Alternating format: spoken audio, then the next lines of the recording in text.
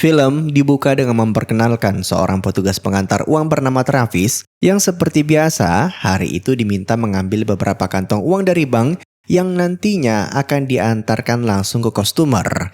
Namun saat sedang berdiri di depan counter, tiba-tiba seorang wanita cantik menyapanya untuk pinjam pulpen. Tentu Travis langsung jatuh hati, tapi juga sadar diri serta berusaha fokus dengan tugasnya saat ini. Nah, ketika akan pergi dari sana, tiba-tiba wanita tadi kembali muncul dan menyerahkan secari kertas berisikan nomor telepon. Tapi saking lugunya, pria satu ini malah mengira jika dirinya sedang dirampok. Alhasil, terjadilah kekacauan. What? Hands up! Show your hands! Put them up! Put them up! My hands are up! We're gonna be heroes! Could you just read the note? What? I know you've been... Syukur saja, walaupun sudah ditodong senjata, Zoe masih tertarik padanya. Bahkan malam itu, mereka menghabiskan waktu bersama di sebuah restoran. Travis berulang kali meminta maaf atas insiden tadi. Itu semua karena selama hidup, belum pernah ada satupun gadis cantik yang mau berkenalan dengannya. Tapi siapa yang menyangka jika hari ini ia akan bertemu wanita seperti Zoe yang tipikalnya blak-blakan sampai-sampai tak malu untuk mengajaknya nginap di sebuah hotel. You thought the date was over. Is there more? Film kemudian memperkenalkan kita pada seorang petugas pengantar uang lainnya bernama Russell atau akrab disapa Ras. Terkenal sebagai suami yang sangat mencintai istrinya, dan hari itu pernikahan mereka menginjak usia 25 tahun. Sebagai bentuk perayaan, ia ingin mengajak istrinya makan di sebuah restoran mewah nanti malam, sambil membahas rencana pensiunnya yang kira-kira 6 bulan lagi. Namun rencana itu sepertinya tak semulus yang dibayangkan, karena ketika sampai di tempat kerja, bosnya tiba-tiba memberinya tugas khusus. Padahal seminggu sebelumnya, Ras sudah menyampaikan kalau hari ini akan ada agenda. Tapi bukannya minta maaf karena salah penugasan, si bos justru mengancam akan memecatnya. Seakan pengabdiannya selama ini tak berarti sama sekali. Sialnya lagi, di penugasan kali ini, ia akan berpasangan dengan si anak baru, aka Travis. Okay, who am I gonna be with? Where's Travis? Yo! What up, boys? It was magical. I lasted like 4 minutes. There he is. There's your new partner. That annoying new kid? Sudah belasan tahun Ras bekerja di sana, jarang sekali ada pegawai yang mengabdi selama itu karena profesi ini berisiko tinggi. Mereka tak jarang menjadi target perampokan dan alasan mengapa dia selalu bisa menjalankan misi tanpa kendala tak lain karena sikap disiplinnya. Itu jugalah yang membuat Travis sangat mengagumi sosoknya dan merasa terhormat bisa menjadi rekannya di hari itu. Time for your special day, huh? Happy. Jay, what's wrong with you? I'm sorry. Sekalipun karakter dua orang ini bagaikan langit dan bumi, paling tidak mereka punya satu kesamaan, yaitu membenci bosnya aka Clark. Hey, kid, Clark! He's a fucking douchebag. Now that is true. Di waktu yang sama, terlihat dua orang kriminal yang sedang melakukan pertemuan rahasia. Uniknya, keduanya sama sekali tidak saling kenal. Mereka datang ke sana berdasarkan instruksi dari sang otak perampokan yang selama ini bersembunyi di balik layar. Yang tak lain adalah Zoe. Yap, sejak awal gerak-geriknya memang sudah mencurigakan. Mana ada wanita yang mau menggoda pria duluan tanpa maksud tertentu. Dan disinilah kalian menyadari mengapa ia mengajak Travis kemarin berkenalan. 1 hour Guardian Armored Services truck across a 100-mile dead zone to Pleasantville. Got 70 minutes along with the truck to get inside to take it 60 mil. We leave in 5. Suit up! Travis dan Ras hari itu bertugas untuk mengangkut uang maupun beberapa barang berharga lainnya dari berbagai tempat yang berbeda. Rutenya cukup jauh dan melelahkan. Sepanjang perjalanan, Travis coba mencairkan suasana dengan memutar musik maupun menawarkan makanan keras. Tapi pria tua itu masih saja menjaga jarak. I'm vanilla baby, and the thing about your boy is I don't like no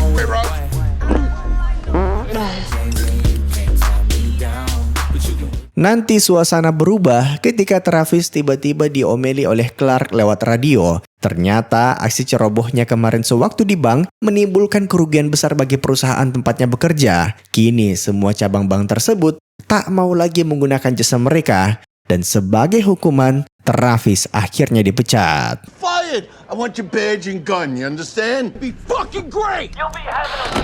Hey, you alright? Sambil menahan tangis, Travis tak berhenti curhat soal mimpinya untuk jadi polisi. Semua itu demi membanggakan ayahnya, karena di keluarganya punya prinsip belum sukses kalau belum jadi polisi. Bahkan neneknya adalah polwan. Ras sebenarnya kasihan, cuman perhatiannya teralihkan ketika melihat dua mobil tak dikenal tiba-tiba menghimpit kendaraan mereka. 5 weeks without this?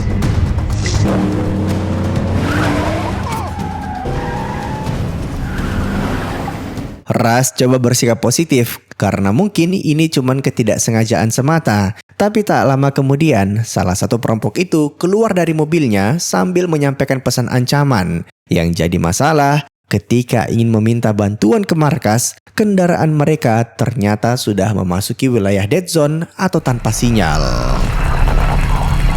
Hey, they know the route. How do they know the route? Your move, guys. Yang jadi pertanyaan, bagaimana para kriminal ini akan menghentikan mobil tersebut?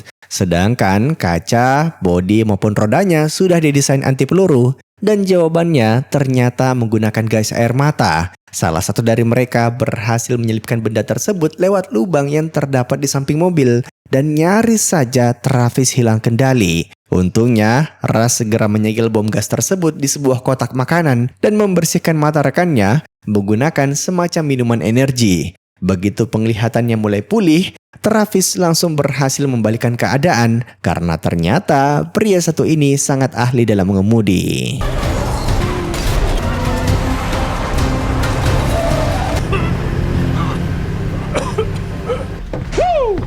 We did that shit, man! Jarak mereka ke kota terdekat masih sekitar 100 km lagi. Itu artinya musuh punya kesempatan untuk melayangkan serangan kedua. Apalagi dengan kondisi ban mereka yang setengah rusak akibat terkena busur panah. Sehingga kecepatan mobil berkurang drastis. Makanya suka tidak suka, keduanya mesti melipir sebentar untuk menggantinya. Di scene ini ada yang cukup unik. Di balik wajahnya yang pelangak-pelongo, Travis ternyata jenius matematika. Ia mampu menghitung berapa lama lagi kendaraan musuh akan sampai ke titik mereka saat ini. 7 miles between us. They're going 110, so 4 minutes. Oh shit, someone's coming. See if you can get them to stop. Real nice! Sesuai dugaan, para perampok itu ternyata sudah menyiapkan rencana cadangan. Mereka coba kembali menyusul targetnya. Namun hal ini sudah Ras coba antisipasi dengan memilih jalur alternatif saat melakukan penggantian ban. Sayangnya, Zoe lebih cerdas dari yang kita bayangkan. This far with a flat tire. They turned off. Untungnya, begitu Zoe dan rekannya berhasil menemukan keberadaan mereka, proses pergantian ban sudah selesai. Musuh kemudian coba membuat Travis ragu dengan menutup jalan yang akan dilalui, tapi Ras berhasil meyakinkannya bahwa mobil baja ini mampu melindas musuh tanpa mengalami lecet sedikit pun.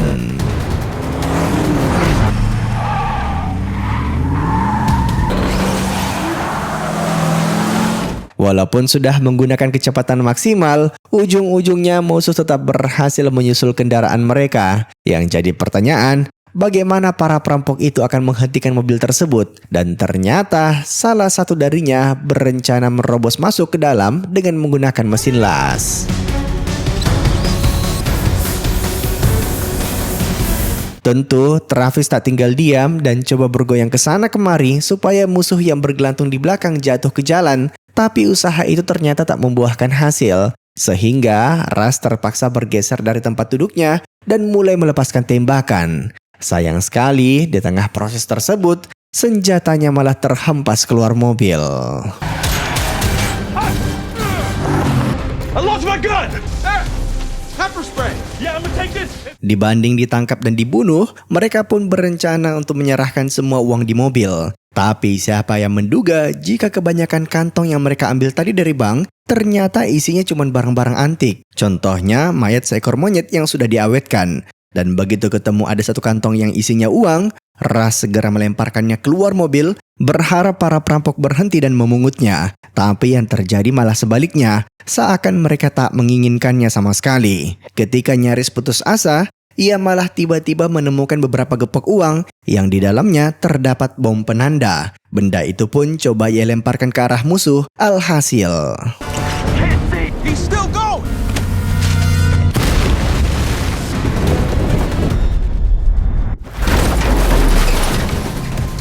Salah satu perampok berhasil masuk ke mobil dan Ras coba memberikan perlawanan. Sekalipun sudah berumur, dia ternyata masih cukup ahli dalam bertarung. Dan akhirnya...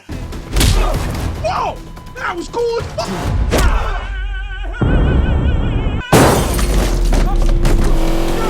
Walaupun kedua rekannya sudah tumbang, Zoe masih saja bersikeras melanjutkan pengejaran. Namun Ras tiba-tiba menghujani kaca depannya dengan ratusan uang koin, menyebabkan mobilnya hilang arah hingga mengalami kecelakaan hebat.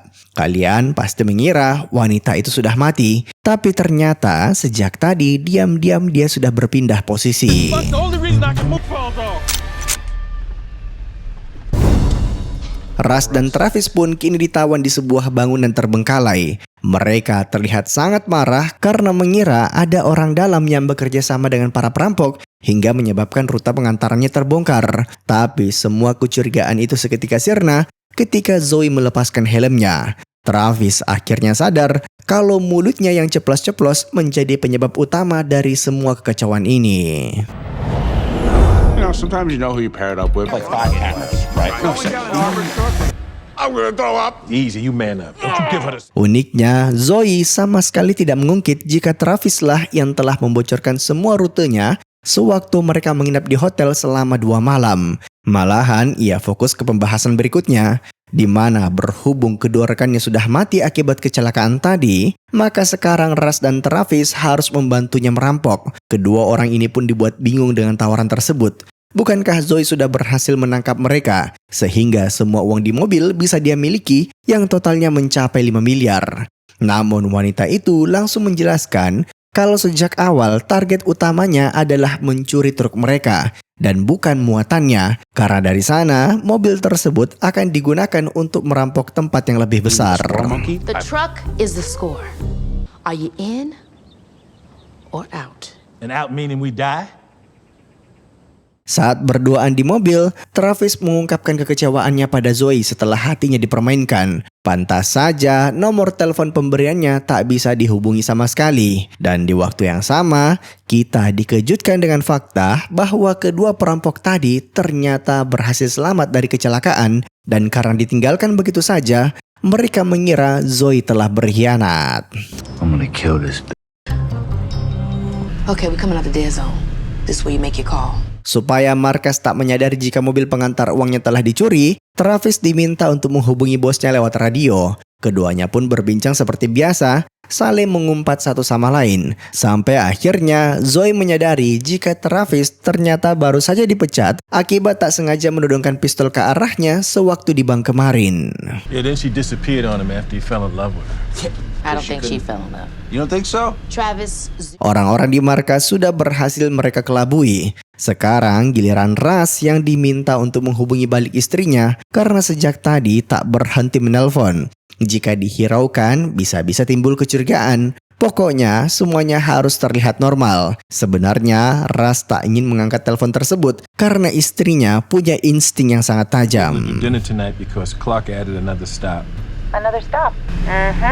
Di antara kalian mungkin ada yang bertanya mengapa Travis dan Ras tak coba memberikan perlawanan, padahal mereka punya banyak kesempatan untuk merebut senjata di tangan Zoe. Jawabannya karena wanita itu sudah menyewa jasa seorang hitman untuk membuntuti istri Ras. Pokoknya jika tak ada kabar darinya setiap 30 menit, maka nyawa istrinya akan langsung dihabisi. Dan singkat cerita, setelah berkendara sekitar 1 jam, mereka pun tiba di sebuah bengkel milik kenalan Zoe. Akibat pertempuran tadi, truk tersebut mengalami banyak lecet dan harus segera diperbaiki karena jika tidak, nantinya akan menimbulkan kecurigaan saat di lokasi perampokan.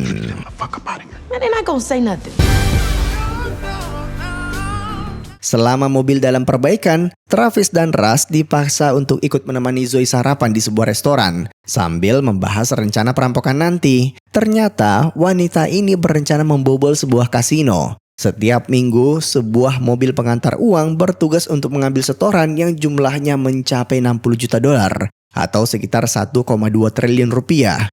Rencananya, mereka akan datang ke sana 15 menit sebelum mobil pengantar uang yang asli tiba di lokasi.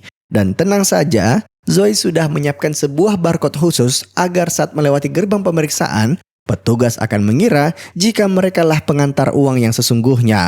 Out. So now we get to do the easy part. Walk in, walk out. Ras sebenarnya meragukan rencana tersebut karena berdasarkan pengalamannya, klien yang mau menyetorkan uangnya dalam jumlah fantastis dapat perlakuan khusus dari markas. Orang-orang yang ditugaskan untuk mengambilnya tak pernah berubah, sehingga jika muncul wajah baru, para security di kasino pasti akan curiga. Sayangnya, Zoe tak mau mempercayai perkataan tersebut. Nah, sebelum meninggalkan restoran, Travis tiba-tiba dipaksa masuk ke toilet. Dan dengan pedenya, dia mengira Zoe ingin kembali mengajaknya bercinta. Padahal, I need your uniform now. Oh, my balls. Are those the same underwear from Friday? Ras yang sejak tadi tangannya terikat di meja pun mulai memutar otak. Sekalipun Zoe mengancam akan membunuh istrinya, ia masih saja nekat untuk kabur. Menggunakan pecahan gelas, ia berhasil melepaskan diri. Dan begitu Zoe keluar dari toilet, seketika rasa panik melandanya. Ia sempat mengira jika sebentar lagi polisi akan mengepung tempat tersebut. Tapi ternyata... Did he hurt you? Fuck you mean, is she okay? What are you talking about? Ketika sudah berhasil membalikan keadaan, Travis yang diam-diam jatuh cinta sama musuhnya malah menyia-nyiakan kesempatan tersebut dan membiarkan Zoe merebut pistol di tangannya. Tentu Ras langsung menuduhnya sebagai pengkhianat dan nyaris saja membunuhnya di tempat. Untungnya Zoe langsung menjelaskan bagaimana awalnya ia memperalat Travis hingga akhirnya tak sengaja membocorkan rute pengantarannya hari ini. I'm the girl he pulled the gun on. She played you! Don't blame him. I'm pretty good at my job. Sepanjang jalan, Ras tak berhenti memaki Travis yang dianggap bodohnya minta ampun. Bisa-bisanya dia tidak curiga ketika ada wanita yang tiba-tiba mengajaknya bermalam. Padahal habis ditodong pistol. Parahnya lagi, setelah jelas-jelas ditipu, masih saja dia menaruh hati padanya. And then you just go and tell her everything about your job. Did get him really drunk, but he really opened up. Kedua mantan rekan Zoe, Miguel dan Banner, akhirnya berhasil menyusul ke bengkel tadi. Mereka coba menginterogasi pemiliknya guna mencari tahu kemanakah tujuan Zoe selanjutnya. Ternyata sejak awal kedua orang ini belum diberitahu jika target utama perampokannya adalah sebuah kasino. Dan karena tak bisa menjawab pertanyaan yang diberikan, akhirnya si pemilik bengkel pun tewas. Anyway, sekitar 30 menit sebelum rencana perampokan dimulai, Ras masih saja memaki Travis karena sudah jatuh hati pada wanita penipu. Akibat tak terima dihina terus-menerus, akhirnya Zoe menceritakan mengapa ia ingin merampok kasino tersebut. Ternyata mendiang ayahnya pernah bekerja di sana selama 17 tahun, namun suatu hari terjadi kebakaran. Supaya uang-uang di berangkas tak termakan api, sistem langsung menarik semua oksigen di dalamnya. Ayah Zoe mati kehabisan nafas. Karena waktu itu coba menolong teman-temannya agar bisa keluar duluan. Naasnya, pihak kasino malah menganggap pengorbanan ayahnya sebagai kecerobohan hingga menolak membayar uang ganti rugi maupun pensiunnya, menyebabkan keluarganya langsung jatuh dalam kemiskinan. So now, I'm taking what's important to them. You plan that whole revenge out of the love for your father? That's really hot. Lucunya, tak lama kemudian, istri Ras tiba-tiba muncul di lokasi. Sesuai dugaan, wanita itu berhasil menebak kalau suaminya tadi bohong pas nelponan. Dan sekarang Ras dituduh selingkuh. Berulang kali ia coba mengusirnya, tapi Natalie tetap ngotot naik ke mobil. Dan nyalinya langsung ciut, begitu sadar jika semua ini tak seperti yang dibayangkan. I need to tie you up. She's horrible. She's a horrible Okay, person. but just Yeah, how'd you get past the guy? what guy? Nah, Ras sebenarnya penasaran bagaimana bisa istrinya lepas dari pantauan hitman hingga berhasil menyusul ke lokasi mereka. Disinilah terungkap kalau sejak awal itu semua hanyalah gertakan. Zoe memang mengirim seseorang untuk mengawasi istri Ras, tapi bukan hitman, melainkan sepupunya. There's no guy? Technically, there was a guy. Come on, turn around. Come on. Singkat cerita, perampokan pun dimulai. Sesuai rencana, mereka tiba di kasino 15 menit sebelum mobil pengantar uang yang asli datang. Tentu saja, hal ini sempat menimbulkan kecurigaan. Namun, para penjaga yang bertugas di sana tak bisa berkata apa-apa ketika sistemnya sendiri mengkonfirmasi jika truk tersebut sudah sesuai pesanan. They're all clear. Copy.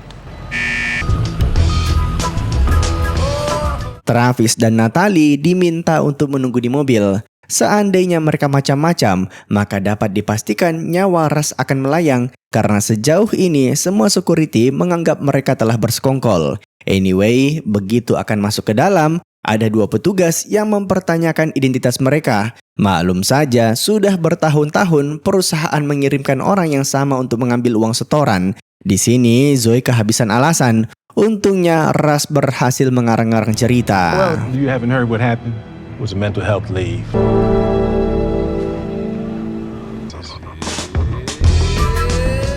Keduanya pun dikawal menuju ruang berangkas. Tersisa 10 menit lagi sebelum mobil pengantar uang yang asli tiba di lokasi. Dan sejauh ini semua masih berjalan sesuai rencana. Pada akhirnya, uang senilai 60 juta dolar tersebut berhasil mereka angkut keluar. Tapi sesaat sebelum sampai di mobil, tiba-tiba ada satu petugas yang mengenali wajah Zoe. Dan ketika sudah panik, orang ini ternyata datang untuk menyampaikan ucapan terima kasih. Karena dulu ayahnya telah menyelamatkannya saat kebakaran. I just want to say, your father died a hero.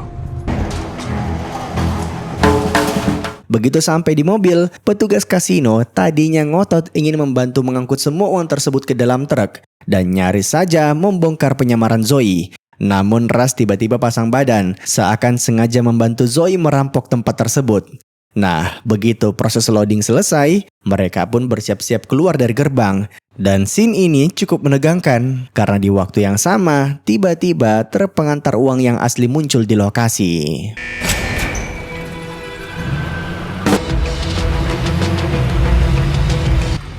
Two pickups. Keberuntungan sepertinya berpihak ke Zoe karena pada akhirnya mobil yang asli itulah yang diduga sebagai penipu, sedangkan mereka bebas dari kejaran polisi. Dan dengan begitu, aksi perampokan pun berakhir. Sesuai janjinya, sebentar lagi Ras, Natalie, dan Travis akan dibebaskan. Namun ketika mereka sedang dalam perjalanan menuju gudang untuk pergantian mobil, tiba-tiba Miguel dan Banner kembali muncul.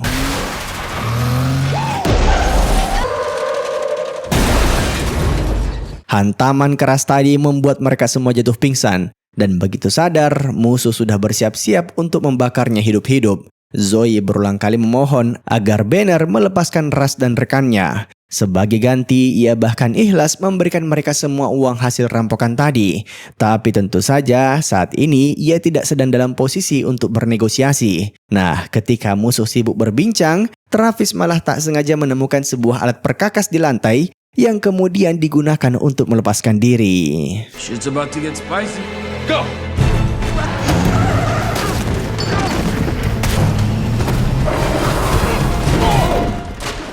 Walaupun dalam kondisi tangan terikat, Zoe berhasil merebut senjata musuhnya. Aksi saling tembak pun terjadi dan secara tidak sengaja, Banner malah melukai rekannya sendiri. Tak lama setelahnya, salah satu peluru Zoe juga berhasil mengenai tubuhnya. Begitu ada kesempatan, wanita itu pun kabur bersama uang curiannya.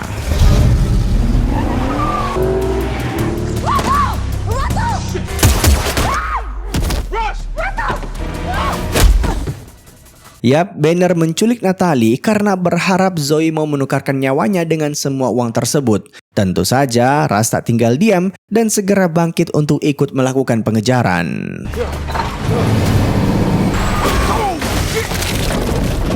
He's gonna be okay? Saat ini, Zoe sedang dalam perjalanan menuju landasan yang di sana terdapat pesawat untuk digunakan terbang ke luar negeri. Tapi rencana itu sepertinya mengalami kendala karena Banner tak berhenti mengusiknya. Di sisi lain, Travis dan Ras yang coba menyusul dari belakang malah tiba-tiba dikejar oleh beberapa mobil polisi. Mereka diduga sebagai dalang dari perampokan kasino tadi. Sepertinya terjadi kesalahpahaman. Bahkan orang-orang di markas pun beranggapan demikian. Is that my truck? Yo! Banner yang kesal dengan iring-iringan kepolisian pun melepaskan tembakan bertubi-tubi yang menyebabkan kecelakaan hebat. Hingga akhirnya kini tersisa 3 mobil. Jarak menuju landasan sudah tak jauh lagi. Dan Zoe mulai kehabisan akal bagaimana caranya melepaskan diri dari kejaran musuhnya. Semua manuver tajam itu seakan tak berguna.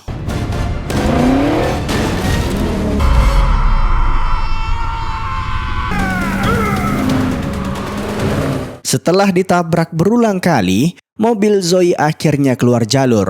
Tapi di saat yang sama, Banner juga tak bisa berhenti untuk menangkapnya karena sejak tadi mobilnya dihimpit oleh truk pengantar uang. Ia pun melepaskan tembakan bertubi-tubi hingga menembus lapisan anti peluru pada kendaraan tersebut, menyebabkan mesin rusak dan memicu api yang cukup besar. Situasi semakin menegangkan ketika Travis menyadari remnya tak berfungsi. Jika mobil itu terguling dalam kondisi terbakar seperti ini, maka tamatlah riwayat mereka. Untuk itu, suka tidak suka, keduanya harus segera lompat keluar.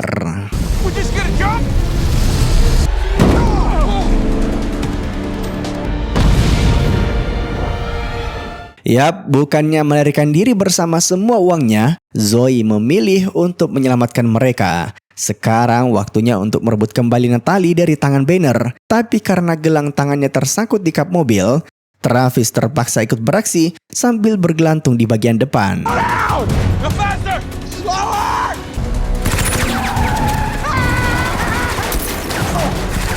Banner tak berhenti menghujani mereka dengan timah panas. Masalahnya tidak satupun darinya yang mengantongi senjata sehingga tak bisa memberikan serangan balasan. Dan ketika sudah nyaris putus asa, tiba-tiba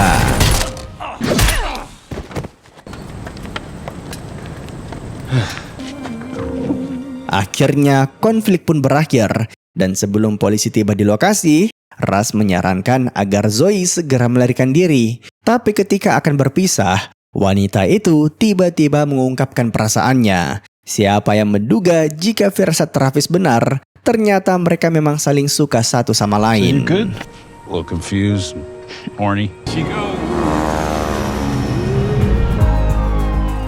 Sekitar 15 menit kemudian, polisi pun tiba di TKP. Dan Travis sudah keringat dingin karena mengira akan dijebloskan ke dalam penjara. Soalnya terbukti menjalin kasih dengan pelaku utama dari perampokan ini. Zoe bahkan diam-diam menyelipkan nomor telepon ke sakunya saat mereka berpisah tadi. Untung saja Russ berhasil mengarang-arang cerita. Bahkan kini orang-orang menganggapnya sebagai pahlawan. You lied to them.